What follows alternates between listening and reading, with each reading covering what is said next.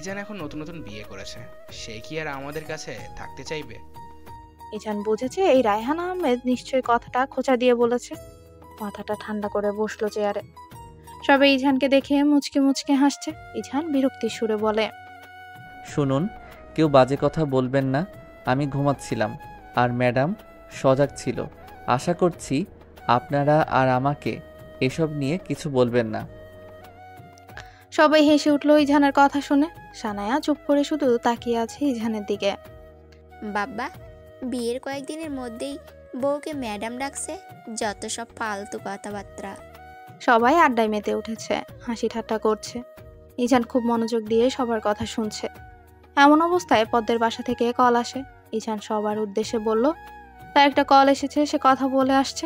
Ijan call receive করতেই পুষ্প বলল, শুভ জন্মদিন আপু। আজ তোমার জন্মদিন, কিন্তু তুমি আমাদের সাথেই নেই। এই প্রথম জন্মদিনে তুমি আমাদের থেকে আলাদা আছো। ইজান থমকে আছে। আজ পদ্মের জন্মদিন। ইস, কেন যে একবারও পদ্মের জন্মদিনের কথা জিজ্ঞেস করলো না। ধুর, ও পাশ থেকে কথা শোনা যাচ্ছে না দেখে পুষ্প আবারও বলল, হ্যালো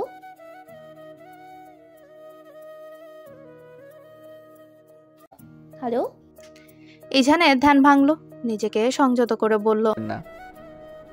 কি অবস্থা শালি সাহেবা? ইজানের কণ্ঠ শুনে পুষ্প ফ্যাকাশে কণ্ঠে বলল, ও আপনি? আমি আরও ভাবলাম আমার আপু, কিন্তু আপনার সাথে আমি কথাই বলবো না। আমি যখন ঢাকা গেছিলাম তখন আপনি আমাকে ঘুরতে নিয়ে যাননি। কল রাখছি। পুষ্প ধপ করে কলটা রেখে দিল। ইজান মনে মনে বলছে, বাবা গো, মেয়ের কি তেজ। ইজান সবার কাছে গেল আবার। আমি যাচ্ছি, হ্যাঁ, আপনারা আড্ডা দিন। রায়হান আহমেদ বলল, আচ্ছা যান। সানায়া উঠে গেল, তার নাকি কাজ আছে। ইজান একবার সানায়ার দিকে তাকালো। ইজান হাঁটা ধরলো হোটেলের উদ্দেশ্যে। সানায়াও পিছু পিছু আসছে। হোটেলে ঢুকে যাওয়ার পর সানায়া হঠাৎ ইজানকে ডাক দিল। ইজান থামলো, পেছনে তাকিয়ে দেখে সানায়া।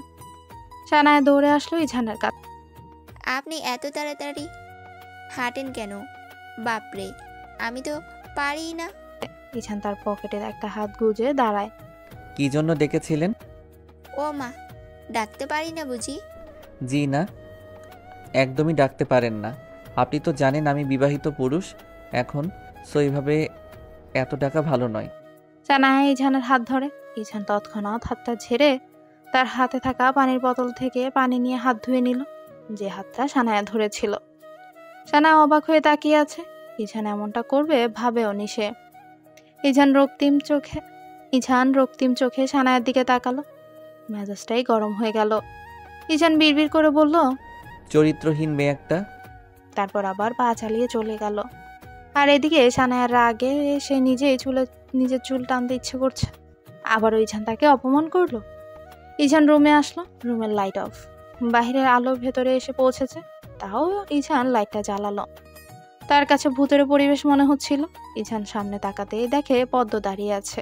উফ, পদ্মকে শাড়ি পরা অবস্থায় দেখে ইজানের মনে এক প্রেম নামক বাতাস বয়ে গেল। কি স্নিগ্ধ পরি লাগছে পদ্মকে। শুভ্র শাড়িটার মতোই শুভ্র লাগছে তার পিচি বউকে।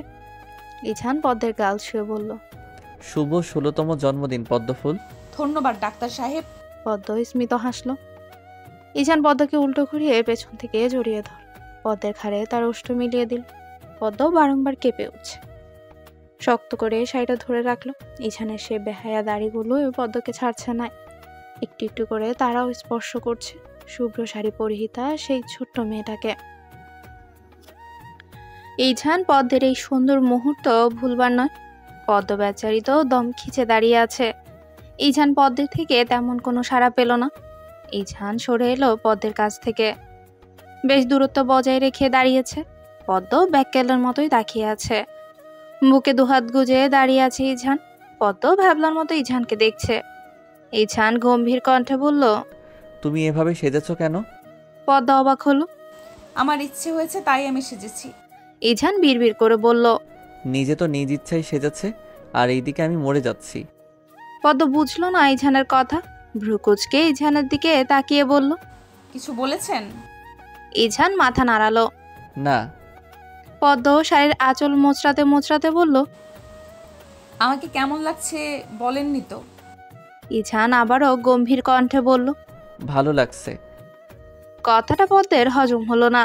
শুধু কি ভালো লাগছে? ইছান চোখ বন্ধ করে আবারও খুলল। তুমি কি চাও আমি কিছু করি? পদ্ম কিছু বলতে যাবে তার আগে ইছানের ফোনে কল আসে।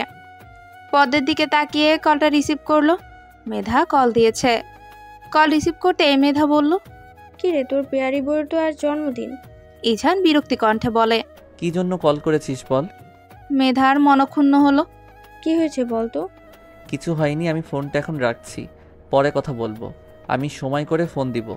গুরুত্বপূর্ণ সময় ব্যাঘাত ঘটিয়ে দিয়েছিস। ইছান ফোনটা কেটে দিল।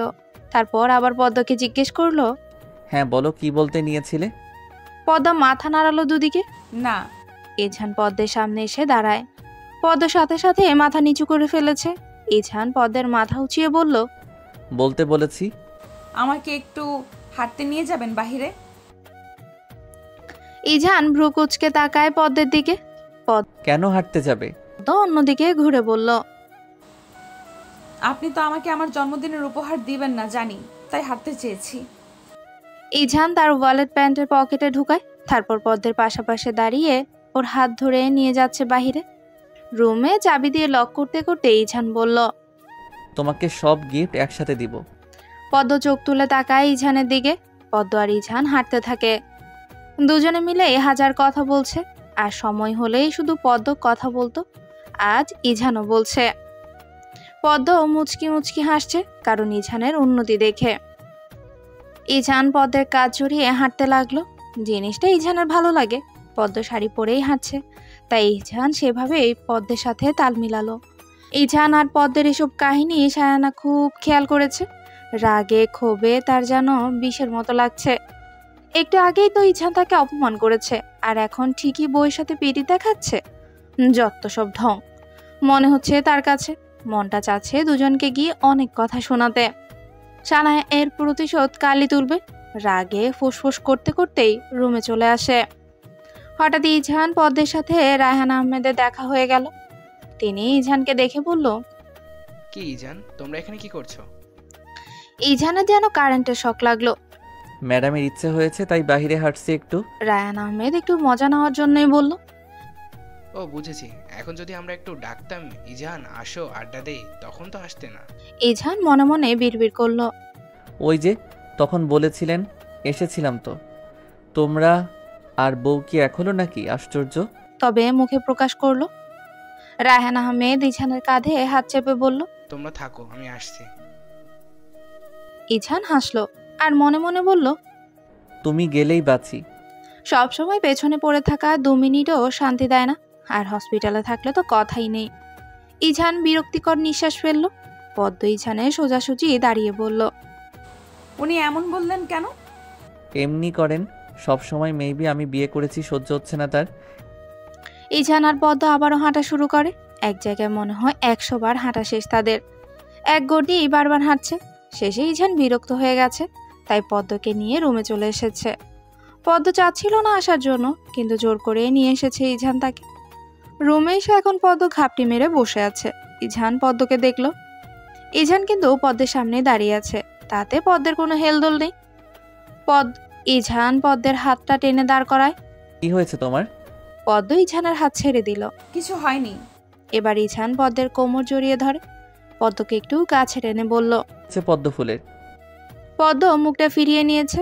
কিছু হয়নি। পদ্মকে ইছান আর একটু কাছে টেনে বলে, কি হয়েছে বলবে তো?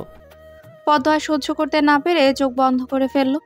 আমি কি সব সময় বাইরে যাওয়ার জন্য বায়না করি বলুন? আপনি চলে আসলেন কেন? আমার এখন ভালো লাগছে না। ইছানের গাল এবার পদ্মের গাল স্পর্শ করলো। ঘড়িতে প্রায় 11:30 বাজতে চললো। তুমি একটা মেয়ে মানুষ, যদিও আমি ছিলাম, তাই বলে তো আর রিস্ক নেওয়া যাবে না, তাই না? আর পাহাড়ি এলাকায় এত রাতে বাইরে থাকা ঠিক নয় পদ্মফুল। পদ্ম নুয়ে গেল ইছানের কথায়। ইছানের দিকে থেকে নিজের গালটা সরিয়ে আনে। পদ্ম ইছানে সে খোঁচা খোঁচা দাড়িতে হাত দিল। আপনার ওই দাড়িগুলো খুব পচা, আমার গালে একদম ঢুকে যায়। ইছান হাসলো মেয়েটার কথা শুনে। ওরাও আমার মতো তোমাকে আদর করতে চায়। পদ্ম বুঝলো না। বুঝিনি আমি। ইছান পদ্মের সামনে থাকা চুলগুলো কানের পেছনে গুজে দিতে দিতে বলল, আমি যেমন তোমাকে আদর করি, ওরা ঠিক তেমন আদর করতে চায় তোমাকে। পদ্ম বোকা ভাবে বলল, এইগুলো তো গালে ঢুকে যায়, আর আমিও আর আমারও সুরসুরি লাগে। ইজান হেসে বলল। তাই? হুম। ইজান পদ্মের হাতটা পেছন দিকে নিয়ে তার একটা হাত দ্বারা আবদ্ধ করে ফেললো, আর এক হাত দিয়ে পদ্মের মুখে হাত বুলাতে লাগলো। আমার একটা অনুমতি চাই পদ্ম। পদ্ম অবাক হলো, হঠাৎ ইজান কি বলছে এসব। সে বুঝে উঠতে পারলো না। পদ্ম ইজানকে বলল। কিসের অনুমতি?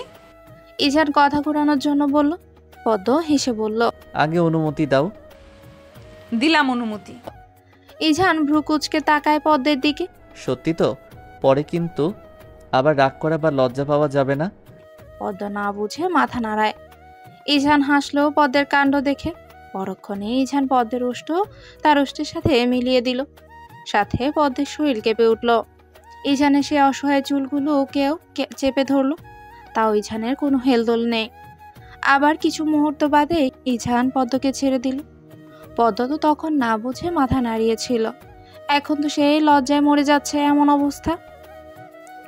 মাথা তুলে তাকাতে পারছে না ইজানের দিকে, মুখটা খিচে রাখলো, মনে হচ্ছে সে এক্ষুনি শেষ হয়ে যাবে।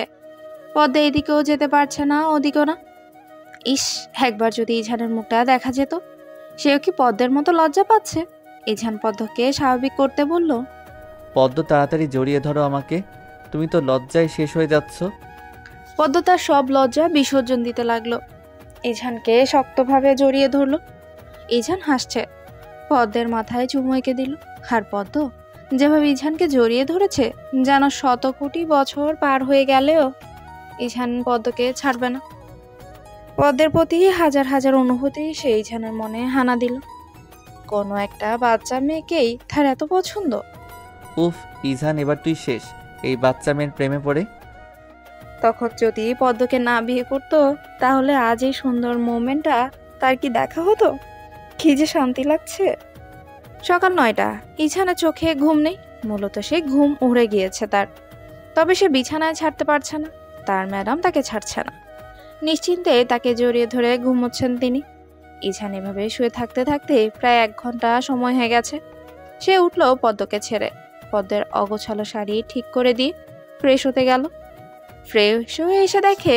ফ্রেশ হয়ে এসে পদ্মকে ডাকলো, কিন্তু তার ওঠার নামগন্ধ নেই। সে আরো মুখে বালিশ চেপে ধরে ঘুমোচ্ছে। ইজান এবার পদ্মের সামনে জোরে বলল। ওঠো পদ্ম, বেলা 12টা বাজতে চললো। পদ্ম তড়িঘড়ি করে উঠে চোখ মুখ ডলতে ডলতে বলে।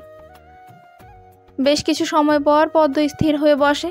ইজান পদ্মের হাত টেনে বলল। যাও ফ্রেশ হয়ে আসো, নাস্তা করতে হবে, আমরা এখানেই নাস্তা করব আজ। পদ্ম মাথা নাড়িয়ে ফ্রেশ হতে গেল, মুখ ধুয়ে পানিও মুছেনি, আবার এসে বসেছে বেডে। ইজান নাস্তা নিয়ে আসলো রুমে। পদ্মের মুখের পানি নিজের হাত দ্বারা মুছে দিল, তারপর দুজনে নাস্তাটা সেরে নিল। আজ পদ্মের মুখ বন্ধ, কথা বলছে না সে, মাথাটা ভার হয়ে আসছে। আজ সাজেকে 3য় দিন, সবাই আজও ঘুরতে বের হবে, কিন্তু আজ নাকি পদ্মের মন চাচ্ছে না ঘুরতে যাওয়ার জন্য। ইজান একটু নিচে গিয়েছিল। এই মুহূর্তে সানায়া, ইজান আর পদ্মের রুমে আসলো। ঠিক এই মুহূর্তেই সানায়া, ইজান আর পদ্মের রুমে আসে। দরজা খোলাই ছিল, যার কারণে সানায়া খুব সহজেই ঢুকে যেতে পারলো।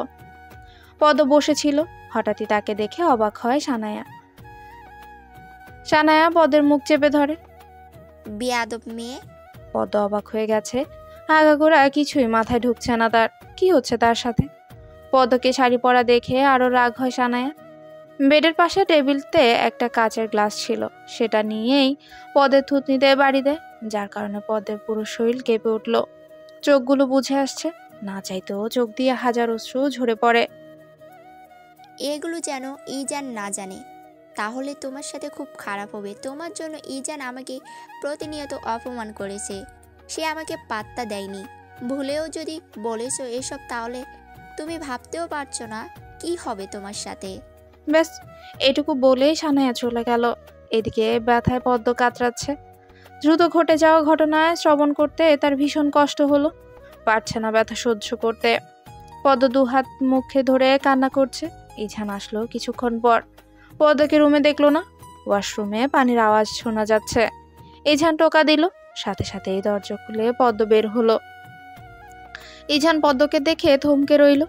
যে জায়গায় সানায়া গ্লাস দিয়ে বাড়ি মেরেছিল, সেই জায়গা কেমন লাল হয়ে আছে। ইজানও বুঝতে পারলো না পদ্মের থুতনিতে কি হয়েছে। পদ্ম ইছানকে জড়িয়ে ধরে অশ্রু ঝরাচ্ছে। ইছান বুঝলো না ওই ক্ষতটা কিভাবে হয়েছে, আর পদ্মের এভাবে পাগল হয়ে কান্নার কারণ কি।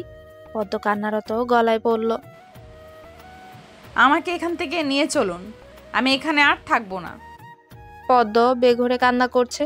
ইছান চেয়েও থামাতে পারছে না। মেয়েটা কাঁদতে কাঁদতে ইছানের বুক ভাসিয়ে দিয়েছে। ইছান পদ্মের এসব পাগলামোর মানে বুঝতে পারছে না, যেন তার প্রিয় জিনিস হারিয়ে গেছে, তাই সেজন্য সে কান্না করছে। ইছান পদ্মের মাথায় হাত বুলাতে লাগে। আর কতক্ষণ এভাবে ধরে কাঁদবে? অবশেষে পদ্ম নিচ থেকে ইছানকে ছেড়ে দেয়। ইছান পদ্মের চুলে হাত দিয়ে বলে, কেন কেঁদেছ? পদ্ম আবারও সেসব কথা মনে পড়ে গেল। আবারও ডুকরে কেঁদে উঠল সে। ইছান শান্ত কণ্ঠে বলল, আবার কাঁদছ কেন? কখন বাসায় যাবেন? এখানে থাকলে কি সমস্যা? পদ্ম অসহায় দৃষ্টিতে ইছানের দিকে তাকালো, বলল, প্লিজ বাসায় নিয়ে চলুন না। ইছান পদ্মের থুতনিতে হাত দিল। সাথে সাথে পদ্ম ব্যথায় উফ করে উঠল। এখানে কি হয়েছে? এমন লাল হয়ে আছে কেন? পদ্ম ঘাবড়ে গেল। কিছু হয়নি, আমি ব্যথা পেয়েছি। ইছান বিশ্বাস করলো না। কিভাবে ব্যথা পেয়েছো? ইছানের কথায় পদ্ম আমতা আমতা করে বলল। এত কথা জিজ্ঞেস করছেন কেন? ইছান পদ্মের গালে হাত দিয়ে বলল, মিথ্যে কথা বলতে পারো না জানি, তাও কেন বলার চেষ্টা করছো? কি হয়েছে সত্যি করে বলো। ইছানের কথা শুনে পদ্মের মনে হলো ইছান হালকার উপর ঝাপসা হুমকি দিয়েছে। কিছু হয়নি বললাম তো। ইছান ইচ্ছে করে পদ্মের সে আঘাতপ্রাপ্ত স্থানে ব্যথা দিল। বলতে বলেছি বলো, না হলে তুমি আমার সবচেয়ে খারাপ রূপ দেখবে। পদ্ম ব্যথায় মুখ খিচে রইল একদম। এই ইছানের কি মায়া দয় নেই? চোখ দিয়ে কয়েক ফোঁটা পানি পড়ে গেল। বলছি। ইছান বেডে বসে আরামায়েশ করে বসলো। বলো। ইছান বেডে বেশ আরাম করেই বসলো। পদ্ম ভয়ে ভয়ে মুখ খুলছে তো আবার খুলছে না, এই এক অবস্থা। তার ভয় লাগছে, যদি ইছান ওই মেয়েকে ধরে, সে যদি আবারও পদ্মের সাথে এমন করে। পদ্মকে চুপ থাকতে দেখে ইছান জোরে সোরে ধমক দিল। অভদ্রতা বেশি হচ্ছে বোধহয়। পদ্মে ঈষৎ কেঁপে উঠল। বলছি। আমি যদি উঠি তাহলে খারাপ হয়ে যাবে খুব। পদ্মের মুখ মলিন হয়ে গেছে। ওই দিন আপনার পাশে একটা মেয়ে বসতে চেয়েছিল না? আরে প্রথম আমি যখন আপনার বাসায় গেলাম তখন একটা মেয়ে এসেছিল, আমি আসলে নামটা জানি না। ইছান বুঝলো পদ্ম সানায়ের কথা বলছে। হ্যাঁ, কি হয়েছে? ও কিছু বলেছে তোমাকে? পদ্মের চোখে আবারও পানি চলে আসে। উনি আমাকে এমন করেছেন, সকালে নাস্তা করার পর আপনি যখন বাইরে গিয়েছিলেন তখন আপুটা রুমে আসে। আমি বুঝতে পারিনি, উনি এসে আমার মুখটা চেপে ধরে। দ্রুত ঘটে যাওয়ায় ঘটনাটা আমি বুঝতে পারছিলাম না। তারপর আপুটা কাচের গ্লাস দিয়ে আমাকে আঘাত করে। আমি তো কিছুই বুঝছিলাম না কেন উনি এমন করছে। তারপর আবার কি যেন বললেন আমার জন্য নাকি আপনি আপুকে পাত্তা দেননি, আবার এটাও বলেছেন আমি যেন আপনাকে কিছু না বলি। এরপর উনি চলে যায়। আপনি দয়া করে ওনাকে কিছু বলবেন না। আমাকে আপনি আমাদের গ্রামে দিয়ে আসুন, ওখানে আমি খুব ভালো থাকবো। বলেই পদ্ম কাঁদতে শুরু করলো। ইছানের চোয়াল শক্ত হয়ে এলো। এই সানায়াকে তো আজ মেরেই ফেলবে। তার উপর রাগ পদ্মের উপর ঢালবে কেন? ইছান নিজের রাগ কন্ট্রোল করতে পারছে না। দ্রুত পায়ে রুম ত্যাগ করলো। আসার সময় রুমের দরজা লক করে দিয়েছে, যেন পদ্ম বেরোতে না পারে। সানায়া হেসে হেসে কথা বলছে কার সাথে যেন। হঠাৎই তার ফোন যেন কে নিয়ে নিল। সানায়া পেছনে ঘুরে দেখে ইছান দাঁড়িয়ে আছে। ইছানের চোখে মুখে খুব রাগ, সেটা দেখেই বোঝা যাচ্ছে। কেন যেন সানায়ার মনে এক অজানা ভয় হানা দিল। পদ্মকে কেন এমন করেছেন? ও আপনার কি ক্ষতি করেছে? আপনি কি আসলেই ডাক্তার? আমি আশ্চর্য, একজন ডাক্তার হয়ে আপনি পিচ্ছি একটা মেয়ের সাথে এমন করেছেন। বিবেক বুদ্ধি কি লোপ পেয়েছে? আর আমি কাকে বিয়ে করি, ভালোবাসি আর কাকে পাত্তা দেই সেটা একান্তই আমার ব্যাপার। আপনি জানেন আপনি কত বড় ভুল করেছেন। একটা অবুঝ মেয়ের আপনার এমন করা উচিত হয়নি। কতটা পাগল হলে আপনি এভাবে পদ্মকে আঘাত করেছেন? প্রতিবন্ধী নাকি আপনি? সানায়ার রাগে শৈল জ্বলে উঠল। ইছানের কলার চেপে বলল, আমি কি কম সুন্দর নাকি? কেন তুমি ওই মেয়েকে বিয়ে করেছো? প্রতিনিয়ত তুমি আমাকে অপমান করেছো। আমি কি বেশি কিছু চেয়েছি? আমি তো ওর আগে তোমায় ভালোবাসতাম। এত অপমানের পরও তো তোমার কাছে ছুটে গিয়েছি ইজান। আচ্ছা, এমন করলে হয় না? তুমি ওই মেয়েকে ছেড়ে আমাকে বিয়ে করে আমার সাথে সংসার করবে, আমরা সুখে শান্তিতে বসবাস করব। প্লিজ ইজান, তুমি ওই মেয়েকে ছেড়ে দাও। আমি সত্যিই কষ্ট পাচ্ছি ইজান। ইঝান এতক্ষণ তার রাগটা কন্ট্রোল করেছিল, আর সানায়া ইঝানের রাগ আবার বিগড়ে দিয়েছে। একে তো কলারে হাত দিয়েছে, আবার এসব বাজে কথা বলছে। ইঝান রাগে চোখটা বন্ধ করছে, আবার খুলছে। একটা মেয়ে হয়ে কিভাবে একটা ছেলের কলারে হাত দিতে পারে? ইঝান সানায়াকে ধাক্কা দিয়ে সরিয়ে দিয়েছে। এত বড় সাহস, আমার কলারে হাত দিয়েছিস? খুব সম্মান দিয়েছিলাম, কিন্তু তুই সম্মানের যোগ্য না। আর আমার পদ্মফুলের নামে এসব কথা বলার অধিকার কে দিয়েছে? ইঝান চারপাশে তাকিয়ে একটা কাচের গ্লাস পেল। যেভাবে সানায়া পদ্মকে আঘাত করেছে, ঠিক সেভাবেই ইঝান সানায়াকেও আঘাত করলো একই জায়গায়। সানায়ার যেন কলিজা ছ্যাদ করে উঠে। পদ্মফুলকে কখনো আমি আঘাত করিনি। রাগ হয়েছে তার প্রতি অনেকবার, তাও তাকে একটা টোকা পর্যন্ত দেইনি। আর তুই আজ এত বড় দুঃসাহস দেখিয়েছিস? মেয়েটার তো কোনো দোষ ছিল না, কেন ওকে কষ্ট দিয়েছিস? তুই যদি নেক্সট টাইম এসব করেছিস, নিজ হাতে তোর কলিজা এনে তোর হাতে দিব। ইঝান যতটা ভালো আবার তত বেশি খারাপ। আর আমার কলারে হাত দেওয়া, তাই না? ইচ্ছে করছে আরও দুটো দেই। ইঝান বেরিয়ে আসলো সানায়ার রুম থেকে, আবার দরজার কাছে এসে থেমে গেল। চোখ মুখ শক্ত করে বলল, তোর কিছু বলতে হবে না, সিআইকে আমি বলে দিল সব। তুই থাকিস ওই হসপিটালে। আমার জন্য আরও ভালো ভালো হসপিটাল বসে আছে, অন্তত চাকরির অভাব হবে না আমার। আর লাস্ট কথা, আমার আর পদ্মের মাঝে যদি আসিস, তাহলে আমি ভুলে যাব তুই একটা মেয়ে। শুধু তুই মেয়ে দেখে কিছু করছি না বলে ইঝান রুমে থেকে চলে আসে। ইঝান তার আর পদ্মের রুমে আসে।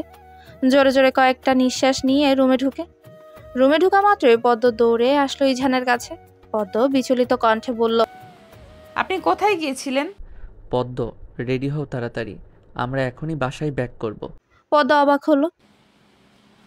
সত্যিই যাবেন বাসায়? পদ্ম এত কষ্টের মাঝেও হেসে দিল। ইঝান খেয়াল করেছে এটা।